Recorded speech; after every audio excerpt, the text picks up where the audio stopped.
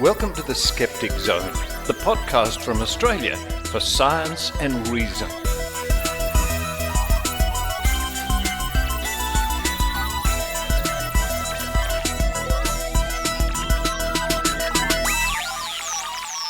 Yes, it's the Skeptic Zone podcast, episode number 680 for the 17th of October 2021.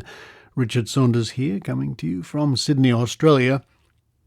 Just about 1 week since the lockdown was lifted, and we have so-called freedom.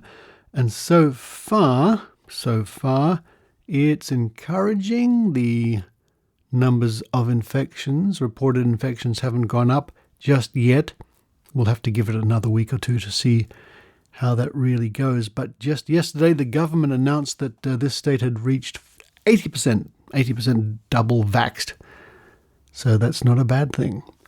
And that just brings home the reason that this state has now gone into a state of some freedom is because people went out and got vaccinated, which is quite ironic because of all the people screaming freedom and marching with signs and yelling and shouting and causing trouble and everything else, demanding freedom.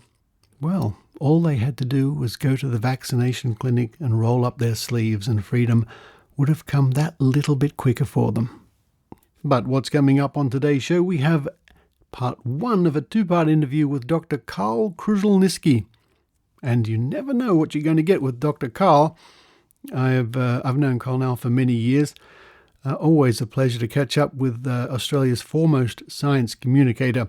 And today, in part one, Dr. Karl will talk about his activities on TikTok and anti-vaccination conspiracy theorists and how social media companies manipulate you to click links for advertising dollars and lots of other things as well, including snipers. Following that, it's the return of the Book of Tim with Tim Mendham. Since the lockdown has lifted and we have some freedom back, Tim was able to jump into his car, drive over to the studios here and record quite a lot of the Book of Tim for the next few weeks. And not only do you get the Book of Tim, which is about Charles Ludwig Dodson, otherwise known as Lewis Carroll, but I interviewed Tim as well. Then to round off the show, it's a dive back into the Trove archives and a classic of skepticism. Of course, we've covered this before, but I've found some new material. There's endless material about this. UFOs and aliens, including the recounting of a story where a couple of Norwegian women were frightened by an alien. I always find late October a bit strange, you know. The days are changing, it's getting warmer. I can feel summer, I can feel spring and summer coming, which is good and bad. That's the humidity I don't like, but I don't mind. I don't mind the odd rainy day. Maybe you like rainy days too. We had a huge storm come through Sydney a few days ago.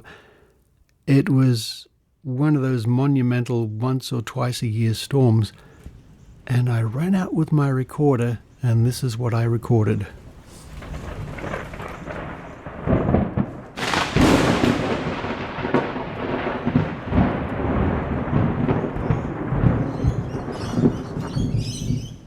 But that's enough from me at the moment. It's time for me to run downstairs, have some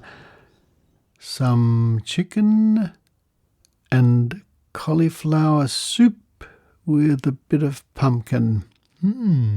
While I do that, I hope you enjoy the Skeptic Zone.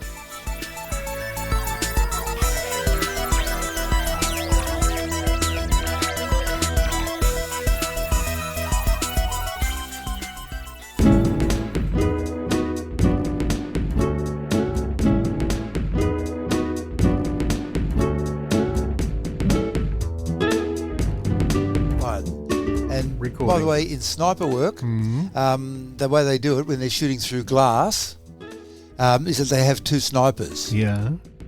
And they go 3, 2, 1, and the first sniper fires the bullet on the W of 1, and the second sniper fires it on the N of 1. Really? So the second bullet goes through empty space, whereas the first bullet has to push through glass. And surprisingly, bullets can be diverted by glass. They can go a little bit off.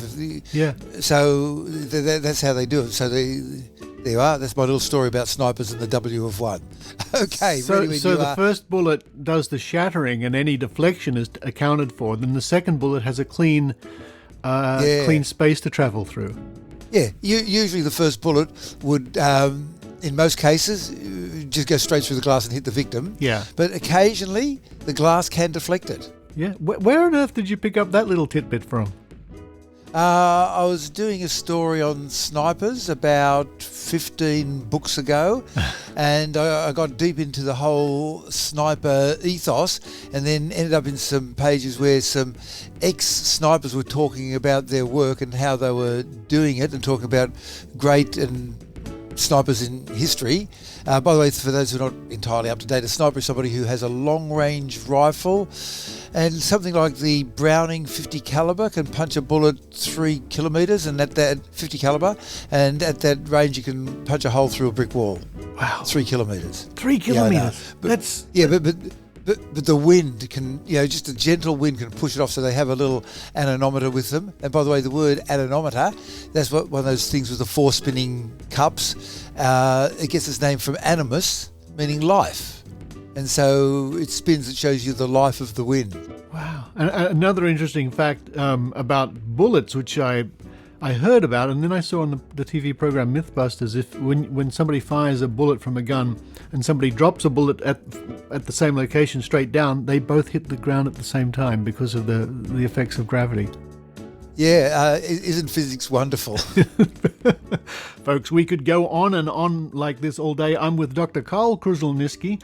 Karl, very good to see you again. I mean, this pandemic has played merry hell with us all, of course. Normally, once or twice a year, it was my pleasure to come in and visit with you at the ABC while you're doing your various worldwide radio hookups, which I enjoy greatly, sort of sitting there in the studio and having a good time with you. This year must be very different for you personally with all the changes that we've all had to cope with. Yes, I was lucky in the sense that I had managed to, before the pandemic hit, set up an emergency system from home. So I have an app on my phone which then dials into the radio station.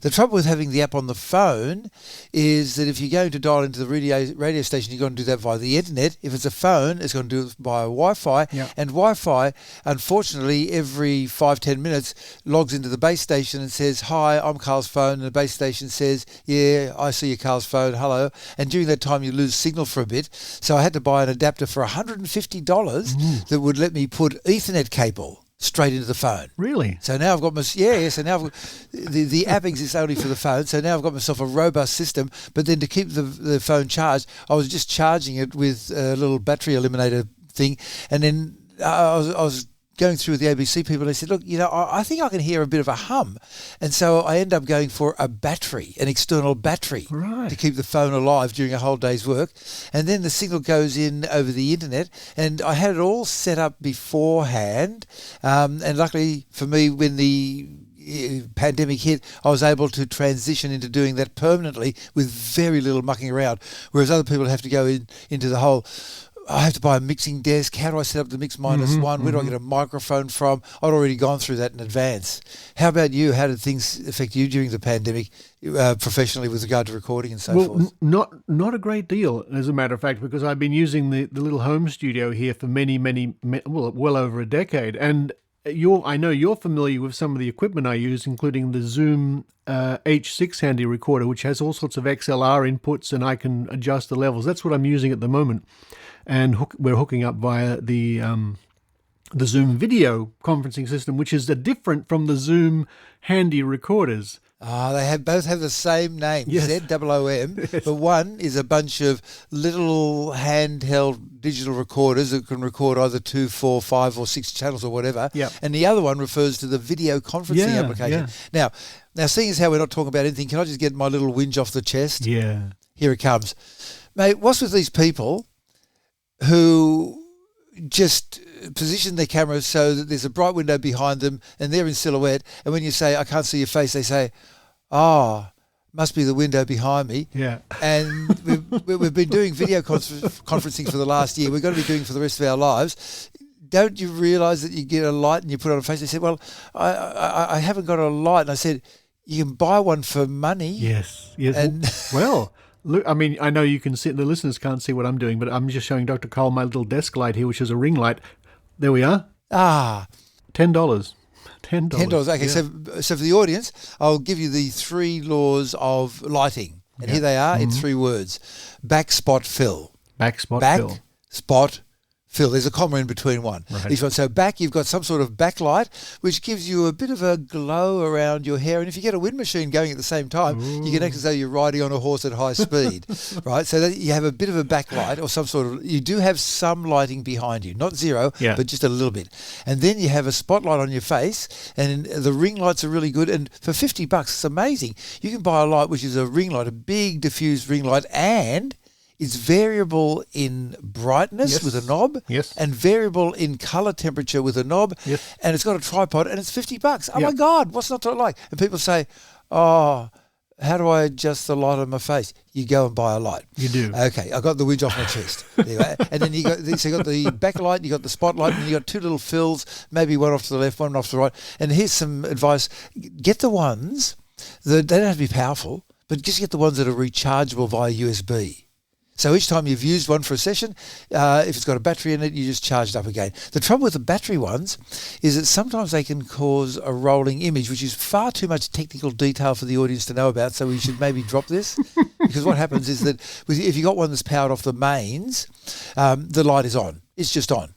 24 hours a day. But with the battery-powered ones, often to save power, they'll switch them on and off so quickly that you can't see them switching on and off like a movie. Right. And so they'll switch them on and off 50 times a second. Yeah. And so in each second, they're actually only burning electricity for half a second. Wow. Sure, there's a bit of an overhead in the electronics to make that happen, but they're basically using half the power. And if that frequency happens to match up with the scanning frequency of your camera, you can then get rolling bands. It took me a while to work that one out. We want to avoid that. But I'll just leave this topic by saying, folks, I picked up I've used ring lights for some years now for various professional video shoots and things like that. But I've got a desk one now, which has 2 stalks, flexible stalks. One has the light, which is adjustable, and the other stalk has a little mounting for my my phone. So I can easily make, and this is a great segue, folks, here it comes, I can easily make TikTok videos, which I'm just getting into, partly inspired, Dr. Karl, by your TikTok videos. How long have you been doing that? They're quite extraordinary, some of your TikTok videos. You're singing, you're dancing, and people are trying to mimic what you're doing all around the world. Well, you're too kind, but let me take you through it. Firstly, remember the old Polish saying, if you've got a dog, don't bark. So in other words, if it comes to you adjusting the timing of the fuel injectors on your car's engine, are you an expert in it? No, get somebody who is. So I knew my limitations with TikTok. I looked at them and I thought, I don't understand what's going on. I don't. And so I went to a very skilled person, the 6-year-old daughter of a neighbour of mine, and said, what's to do with TikTok? Okay, she was 9. And she said, do experiments and dance a lot. Yeah.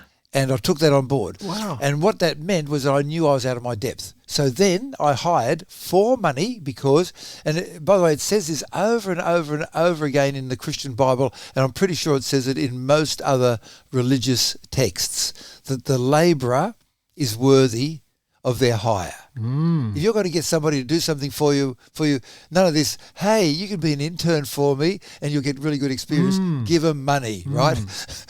Getting experience doesn't pay for the cup of coffee or the bus fare or the train fare or the right? You got to pay money. So I paid them money. So their average age is 18. So that's my 2 nieces and my daughter.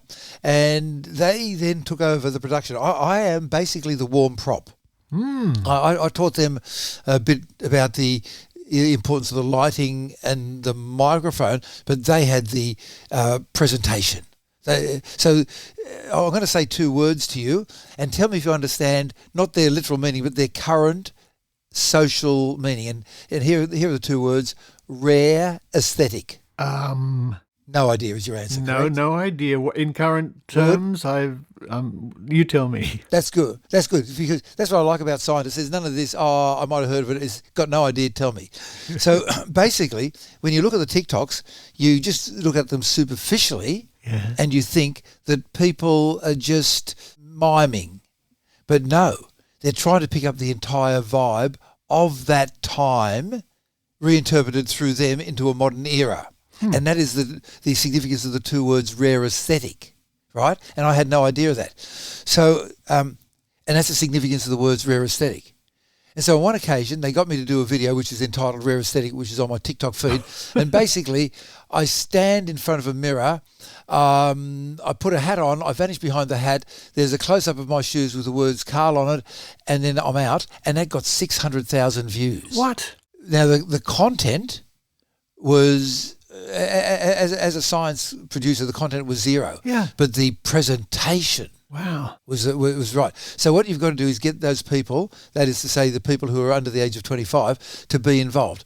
And this is very important because the 2/3 of the viewers of TikTok are female, and at one stage, I haven't got the latest figures, I think more than half were under the age of 16. Wow. Now here's two scary things for you.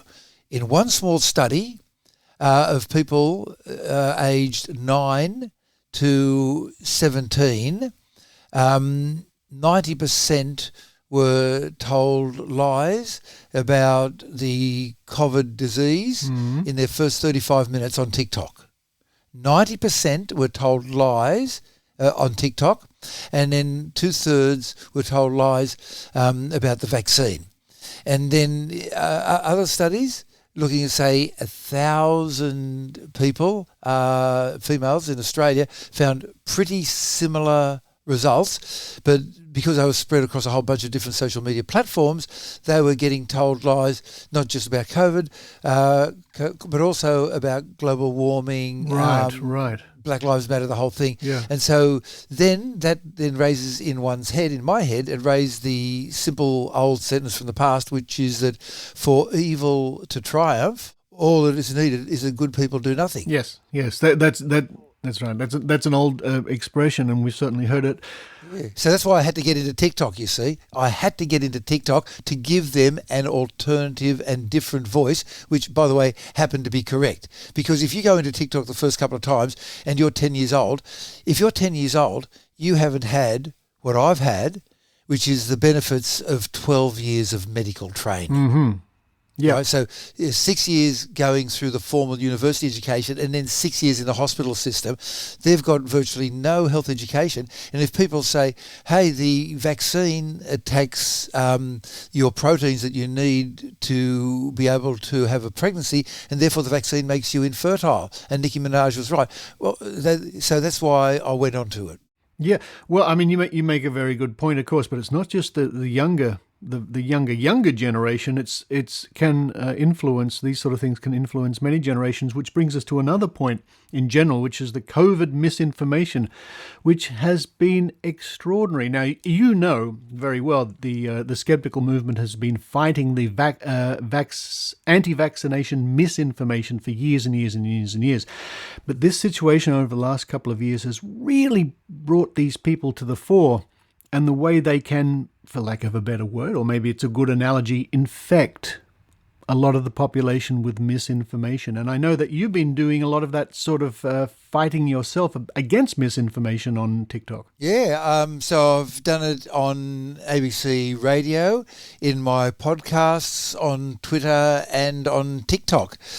And every now and then I get somebody email me or contacting me back saying, I had a discussion with this after listening to your story with my mother or my grandmother or my son or grandson, and we now decided to get both vaccinated. Yeah, that's good. Yeah, so one simple one is we don't know the long-term side effects of the vaccines, and that's true because we haven't had 15 years since the vaccines. But overwhelmingly, from 1,200 years of giving vaccinations, so it was the Chinese who used to do it way back then, around 800 AD, from 1,200 years of vaccinations, we know that the side effects are gone and dusted by 4 weeks, maybe 6 weeks. Very rarely you might find a side effect still persisting by 2 months, but that's it, man. There are no long-term side effects. You get the side effects early on, and then you're stuck with them, but it's not as though they appear for the first time, years down the line.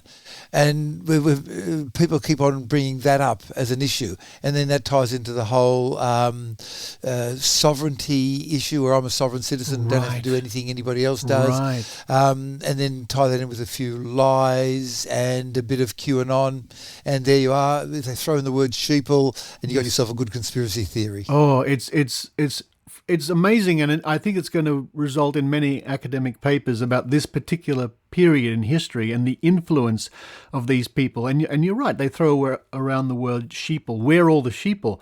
And I've noticed this in the skeptical world for a long time, is that people accuse you and me of the very things they're guilty of. So they'll label us as sheeple, where they're blindly following some TikTok meme or what have you. Folks, I will link in the show notes this week, folks. I will link to Dr. Karl's TikTok account. Please have a look at it. It's great. It's fun. One of your ones I noticed the other day had over 1 million hits. Karl, you're doing quite well. Yeah, there was one that got up to about 5 million. That was that if you're drinking mixer drinks, like a rum and cola, the diet drink gets you drunker than the regular drink.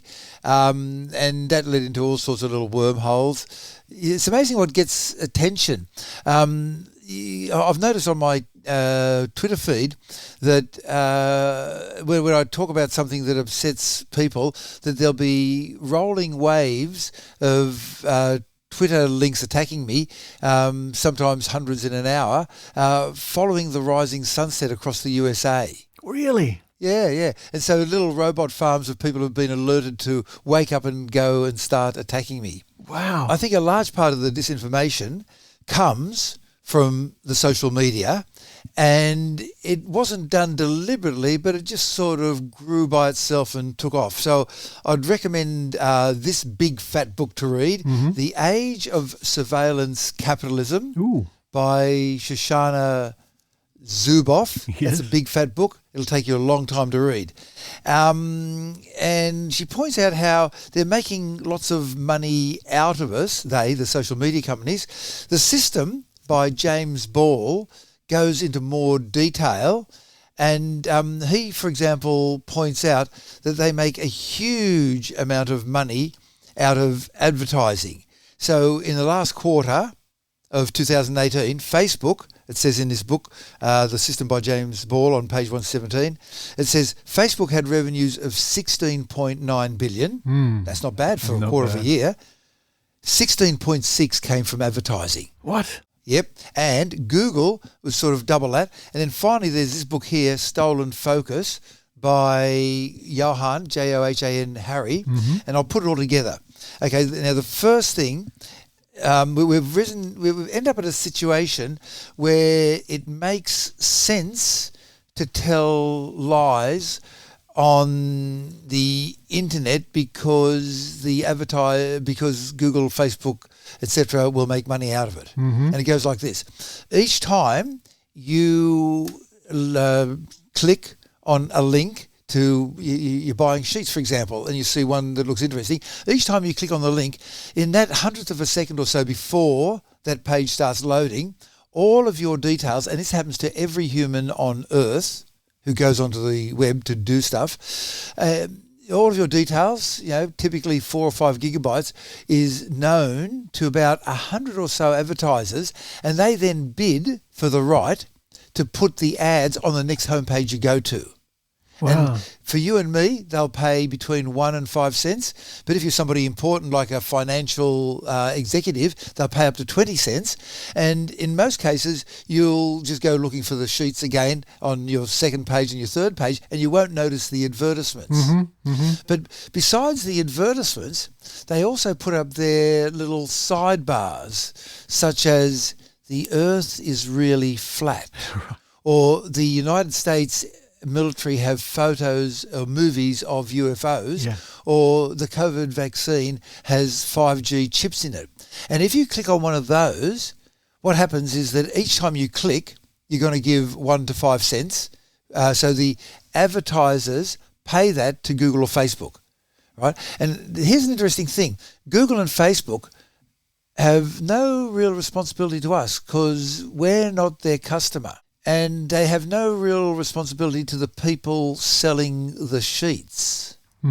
All they want is to keep the advertiser company happy, so they pay the 1 to 5 cents. So you can end up going down the rabbit hole, and I would recommend listening to the podcast Down the Rabbit Hole on the New York Times. It's a 5-part podcast, and describe somebody who actually found themselves believing that the Earth was flat because wherever they clicked, and by the way, at the same time, they would pay 1 to 5 cents would get paid to the advertiser, and they were doing this maybe 60 times an hour, once every minute, and they would keep on doing this. They, no matter where they looked, every bit of information said that the Earth was flat. Wherever they looked, everywhere on the internet, they were told this. By the way, I first discovered this beginning of the personalisation back in the late 90s when I was doing tours across Texas, and I was talking with my colleague that I was going to meet in Texas, and I was saying, no, look, just search for it, search for this thing and you'll see it. And he typed it in and he said, no, I don't see it. So I said, look, okay, we're on internet contact. I'll put in the search inquiry into my search engine, and then I'm going to cut and paste exactly what I typed and email it to you, and you put it into your search engine. And we got completely different results. For the same, and so that was the moment when I realised that the search engine companies are showing you what you are interested in, whether it's the Earth is flat or not. Now, there's another factor involved here, which is that scary and dangerous gets you more interested than lovey-dovey. So overwhelmingly, if you show pictures of cute things or angry people to people of all ages, they will tend to click more on the angry person just to find out what's going on, because that could be a threat. And you've got to pay attention to that threat because it could kill you. Or if you're going for a walk through a national park and you're looking at the beautiful flannel flowers, and then a little bit later you hear this noise and a bunch of galahs go over, you look at them. But before you get to look at the flannel flowers, suddenly you see a red-bellied black snake, and that takes all of your attention. Flannel flowers, forget them.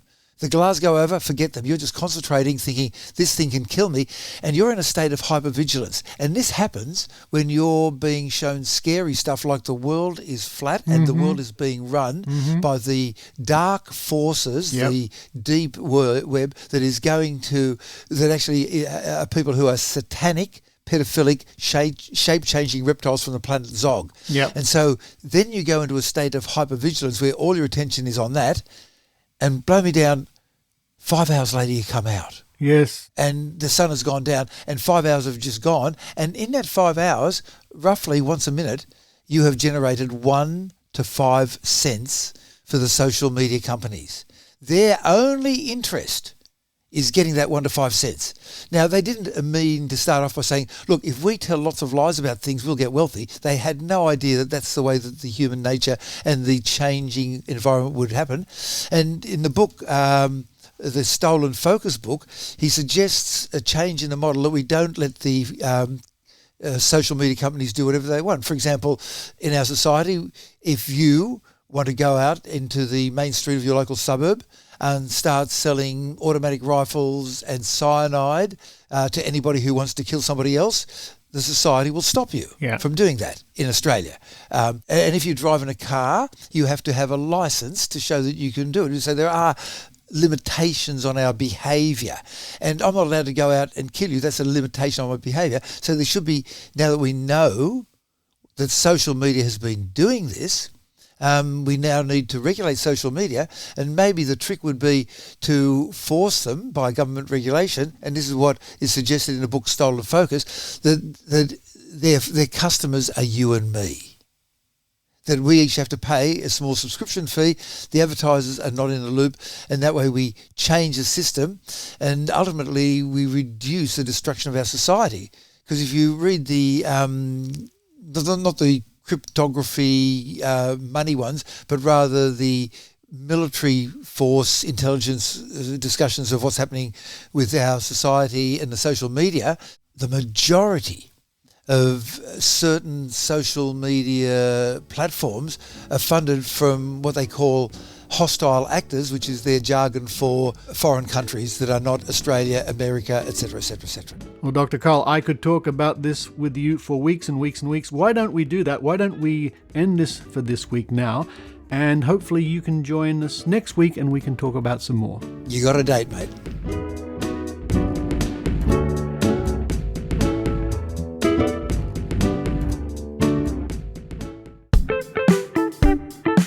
New Zealand and Australian Skeptics present Skepticon 2021, 20th to the 21st of November. Every year, Skeptics in Australia and New Zealand hold their separate annual conferences. This year, it will be different. The two groups are joining hands across the water by holding a joint online event. All speakers will be live streamed from around the world: Australia, New Zealand, the UK, Russia, and more. A truly international event to enjoy from the comfort of your own home. Speakers include New Zealander of the Year, Dr. Susie Wiles. From the UK, Professor Richard Wiseman. Associate Professor Paul Willis. Dr. Ken Harvey. Annie McCubbin. Lina Yazin. Dr. Helen Patutis Harris. Dr. Sat Dushi, and many more. tickets are on sale now and are only $40 Australian. That's less than $30 US for both days. For more information and to book your tickets, visit www.skepticon.org.au.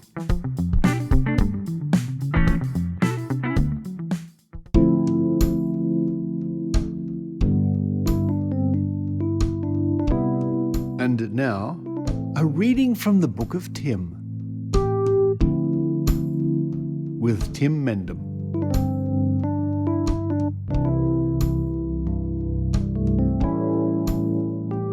Hi, my name's Tim Mendham and I'm the editor of The Skeptic magazine and executive officer of Australian Skeptics Inc.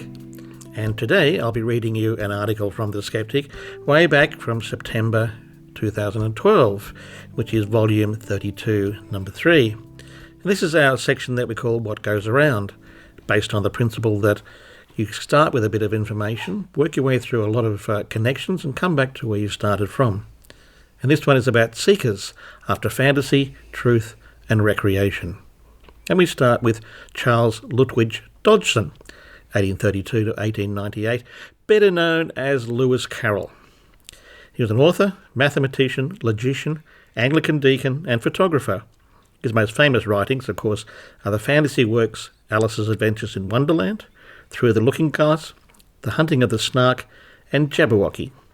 Among various inventions, he came up with a rule for finding the day of the week for any date, fairer elimination rules for tennis tournaments, and at least 2 ciphers for cryptography. He was also a founding member of the UK Society for Psychical Research. The Society for Psychical Research was founded in 1882 in London and was the first organisation of its kind in the world. Its stated purpose is to understand, quote, events and abilities commonly described as psychic or paranormal by promoting and supporting important research in this area, and to examine allegedly paranormal phenomena in a scientific and unbiased way, close quote. Initial committees covered thought transference, mesmerism, mediumship, Reichenbach phenomena, or odic force, apparitions and haunted houses, physical phenomena associated with seances, and a literary committee which studied the history of these phenomena. Now, critical SPR investigations into purported mediums and the exposure of fake mediums led to a number of resignations in the 1880s by spiritualist members. But the Society continued to investigate mediums, studying Leonora Piper and Eusapia Palladino, among others.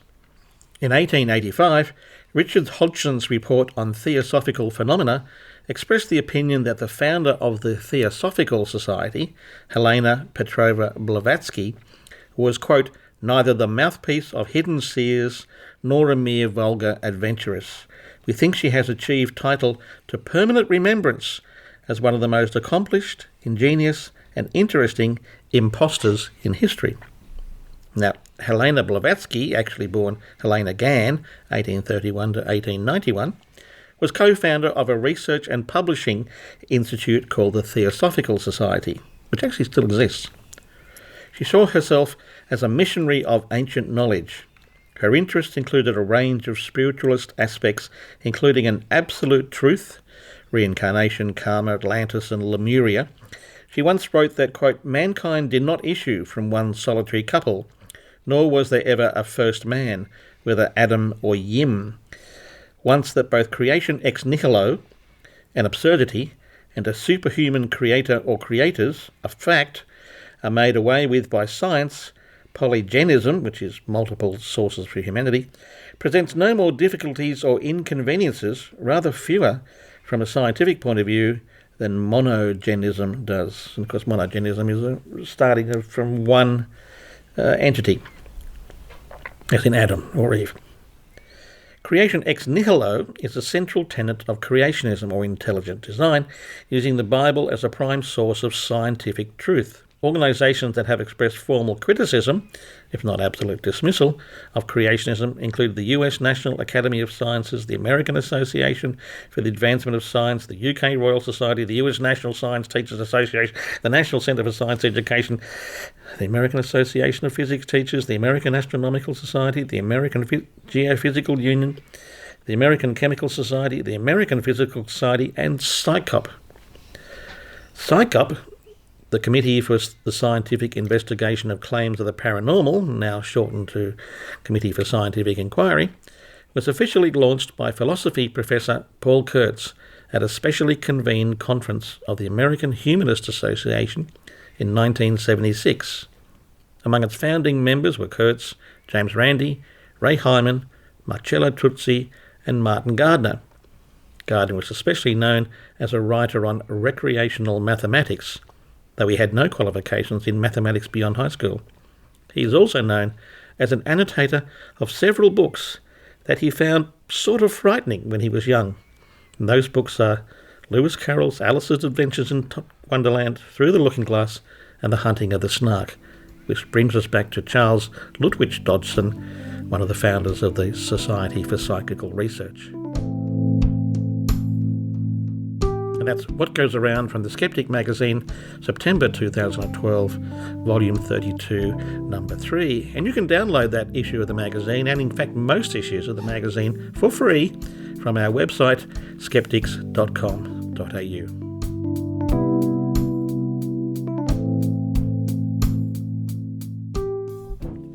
Hi.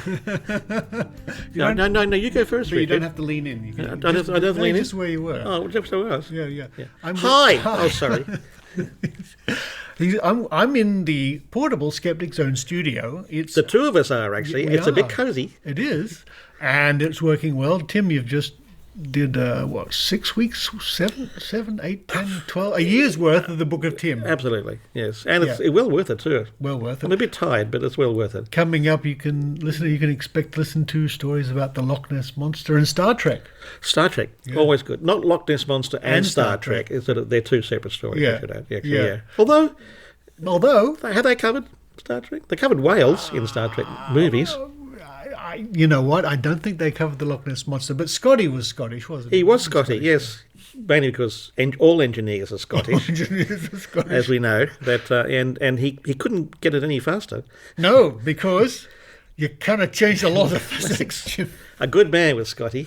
It was good. Unknown, unlike most psychics who like to change the words. I didn't know until recently that the actor James Doohan Wasn't Scottish. No, he was Canadian, and he lost a finger in World War II Where did he lose it? on the end of his hand. Did he find it? And Careless. so in a very few clips in Star Trek, the original, you can see that he's missing it. Yeah. Same as Tony Iommi, the lead guitarist of Black Sabbath. Oh, He lost a finger in a workplace. there you go. Hard for a guitarist to lose a finger. How's how are things going at the Skeptic magazine during the lockdown? Oh, brilliant. Yeah. Absolutely brilliant. We're enjoying it so much that I spend all my time reading back issues of the magazine. You do, which listeners can do, of course. They can do it all the can do it time. all They the can time, yes. download the magazine for free. Yep. Most of them, except for the last 4 issues, which are reserved for subscribers. So There's the hint. here's a hint. You've got to subscribe to get the most recent 4 issues. But I think we're the only skeptic group in the world that puts all their magazine online for free. You know what? I'd have to look at it, but you're probably right. I'm always right. You're right.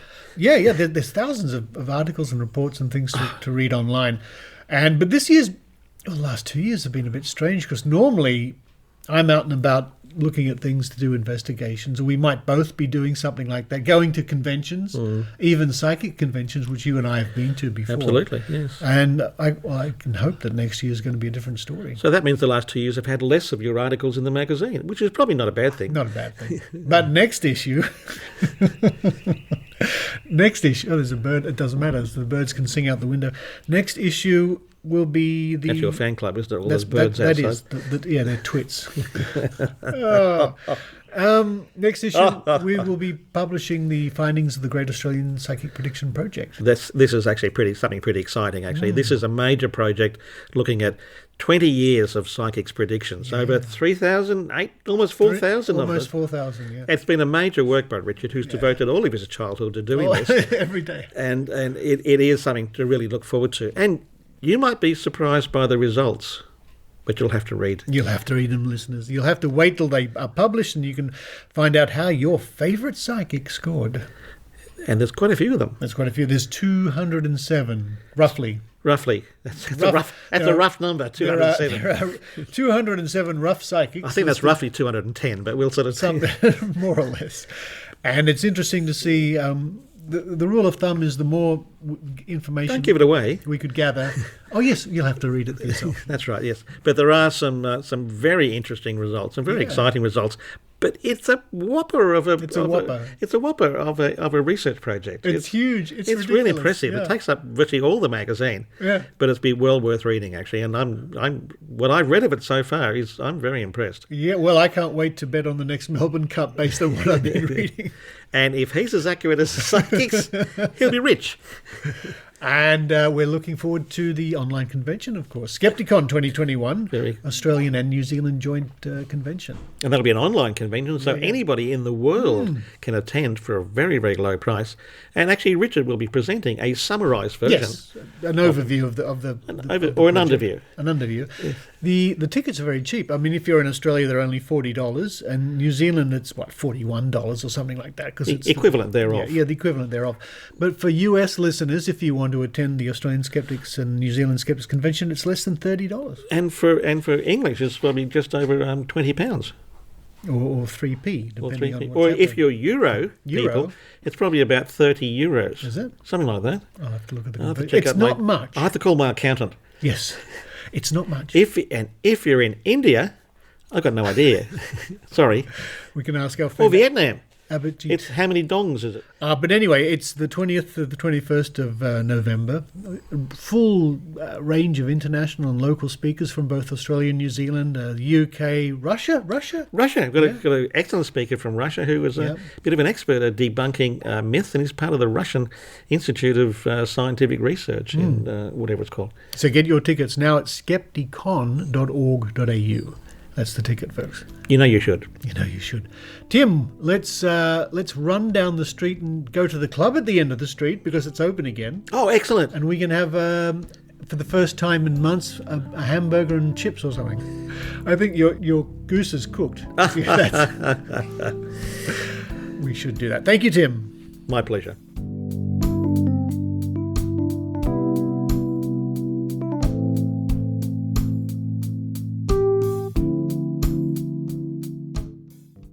Allora ciao, io mi chiamo Professore Dave, io ti voglio insegnare tutte le cose sulla scienza. Parliamo di fisica, di chimica, biologia, astronomia, matematica e tante altre cose. Guardami su YouTube, arrivederci. Hey everyone, this is Professor Dave. I want to teach you about all kinds of things regarding science. I want to tell you about physics. I want to tell you about chemistry, biology, astronomy, math, and many, many more things. Come check me out on YouTube. The channel is called Professor Dave Explains. Take it easy. He knows a lot about the science stuff. Professor Dave Explains.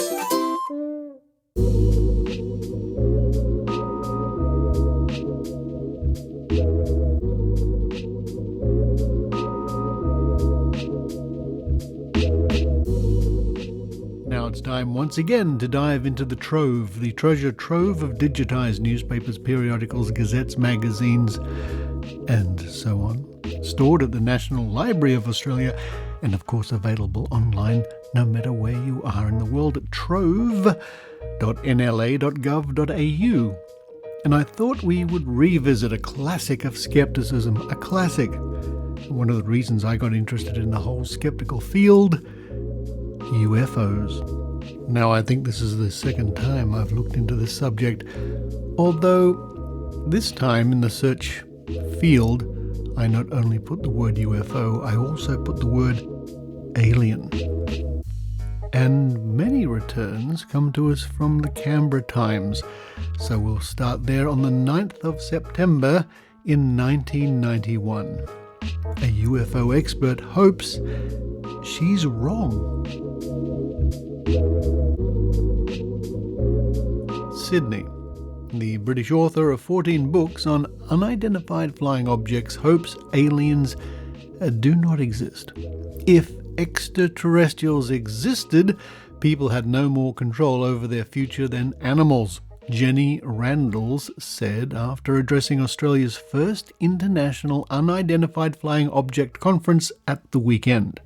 Quote, "There's no doubt that if the extraterrestrial hypothesis is correct, then the phenomenon is the ruling force," end quote, she said. Quote, "We are not in control of it. It is in control of us. Effectively, we are in the position of animals in the wild who are in the hands of human beings for their future preservation. They can't save themselves.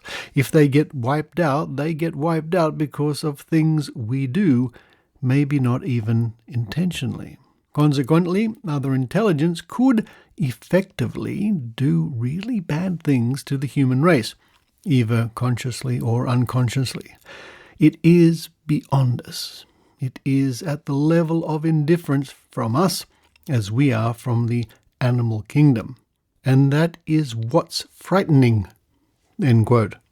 Miss Randles was one of a series of international speakers on Saturday at the first day of the weekend conference. Others included a United States research leader, Jerome Clark, and a former astronaut, Brian O'Leary. Miss Randles said she and many other ufologists were trying desperately to prove that alien life did not exist, but the only explanation that worked, quote, "even reasonably well," end quote, was that they did. Quote, "It is a terrifying prospect because we appear to be virtually pawns in the hands of it," end quote, she said. Quote, "The point is, when you try to make every other possible explanation fit, you are, in some way, contriving it," end quote. Most reported incidents had simple, mundane explanations, she said, but perhaps 20,000 cases had survived intense scrutiny by clinical psychologists, psychiatrists, sociologists, physicists, and others. Stories of people abducted by aliens indicated that alien life was toying with humanity. Quote, "What they are attempting to do is study us, often in both psychological and physiological fashions, performing, if you like, sampling operations, medical examinations, things like that, and also psychological probing," Secondly, what they're trying to do is to direct our society by subtle intervention. In other words, by allowing us to try to make the changes. So people who have been abducted are of the impression they've been subtly implanted with tasks to perform, unaware of the purposes themselves. End quote. 1991, so 30 years ago. I think these aliens like playing the long game. A very long game, because our next report comes from the news from Adelaide, South Australia, on the 25th of August 1954. Flying saucer man, friendly. Oslo, Tuesday. Police in North and Central Norway are setting off today in search of any trace of a flying saucer, from which two young women reported seeing a, quote, dork? Dork? Dork? What? Yep, that's exactly what it says. D-O-R-K, dork. A, quote, dork, long-haired, foreign-looking man, and, quote, emerge. A dork, eh? They said they saw the man while they were picking berries. They described him as appearing friendly and anxious to talk, but wasn't able to understand English, French, or German. And Norwegian too, I suspect. After the man vainly tried to explain himself with words, gestures, and drawings, he climbed into the saucer, which rose straight into the air and disappeared. They said the saucer was about 16 feet in diameter and looked like two saucers put together. It started with a slight humming sound, like a bee, then rose at great speed. The man wore a kind of a khaki overall, or khaki, without buttons, but possibly with a belt. When police questioned the women separately, both told similar stories with only minor divergences. Australian Associated Press. Might have been a slow news day back in August 1954. And now we skip ahead to the 1st of June 1987. Once again from the Canberra Times, allegations of alien cover-up. London, Sunday, Australian Associated Press. The bodies of 4 aliens from a UFO which crashed in the United States 40 years ago were removed and examined by a special government team, according to top-secret documents obtained by a British researcher. A report in the National Sunday newspaper in Britain said a committee codenamed Majestic 12 was involved in the recovery operation and the subsequent cover-up. The Observer newspaper said it had seen the documents which claim the then head of the CIA, Admiral Roscoe Hillenkotter, reported that, quote, although these creatures are human-like in appearance, the biological and evolutionary processes responsible for their development have apparently been quite different from those observed or postulated in Homo sapiens. End quote. The document purports to be a briefing paper for President Eisenhower on Operation Majestic 12, or MJ-12. A leading British UFO researcher, Mr. Timothy Good, claims in his book Above Top Secret, The Worldwide UFO Cover-Up, that Majestic 12 was a committee of senior US officials which investigated and then covered up flying saucer crashes. Some UFO experts believe the story could be a hoax, involving the planting in the files of Air Force intelligence a separate White House memo which supports the briefing paper. The Observer said inquiries had been unable to authenticate the document, but evidence had been found to support the existence of the mysterious MJ-12 committee. In the briefing paper detailing the discovery of the alien bodies, it was reported that on June 24, 1947, disc-shaped aircraft were sighted in the US. Little was learned until a local rancher reported one had crashed in New Mexico, end quote, the briefing paper said. It continues, Quote, "On July 7, 1947, a secret operation began to assure recovery of the wreckage for scientific study. During the course of this operation, aerial reconnaissance discovered that 4 small human-like beings had apparently ejected from the craft before it exploded." End quote. Extensive searches of the archives of U.S. Presidents Truman and Eisenhower and the National Archives had failed to turn up a copy of the briefing paper. It seems no evidence of the alien bodies remains either. And that again was from 1987. Oh, Roswell, New Mexico, you are the UFO gift that just keeps on giving over the decades, although you don't hear much about that anymore.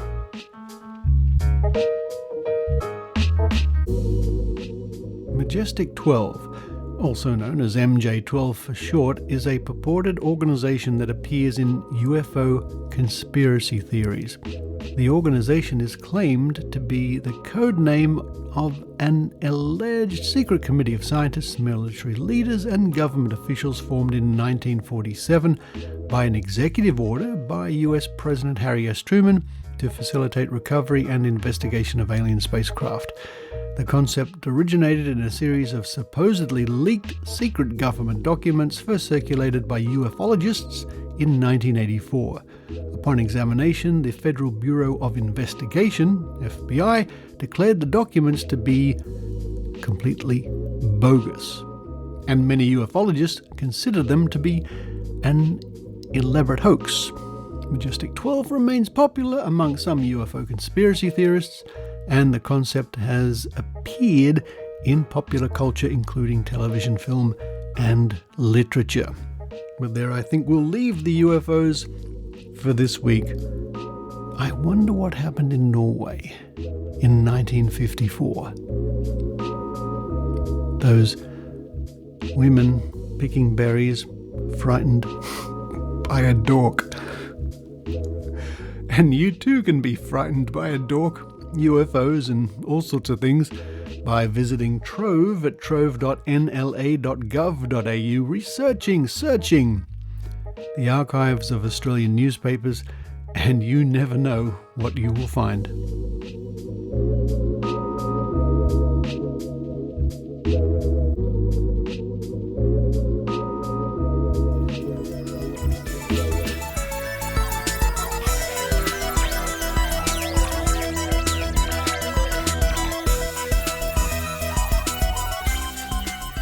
Thank you for listening to the Skeptic Zone podcast. Now, last week's episode, as you may recall, was dedicated to the memory of Michael Wallahan, one of the original reporters on the show who sadly died a couple of weeks ago.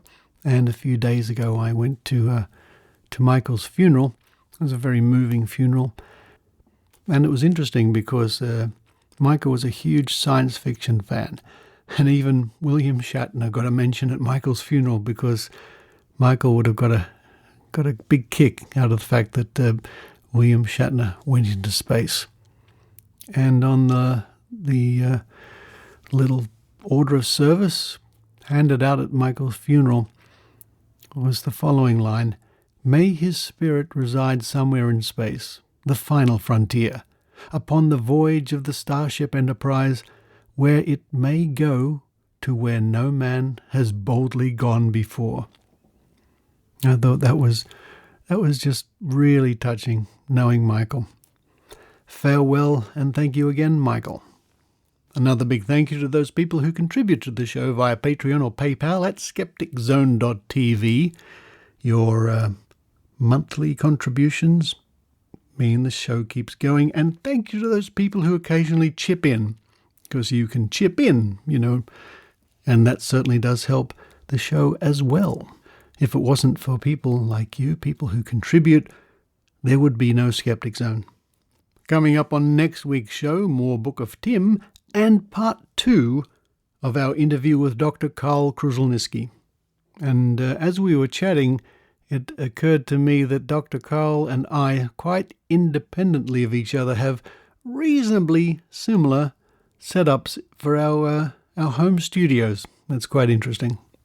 But for this week, this is Richard Saunders signing off from Sydney, Australia. You've been listening to the Skeptic Zone podcast. Please visit our website at www.skepticzone.tv for show notes, contacts, and to access the back catalogue of episodes going back to 2008. You can follow the Skeptic Zone podcast on Twitter at Skeptic Zone, visit our Facebook page, or leave a review on iTunes.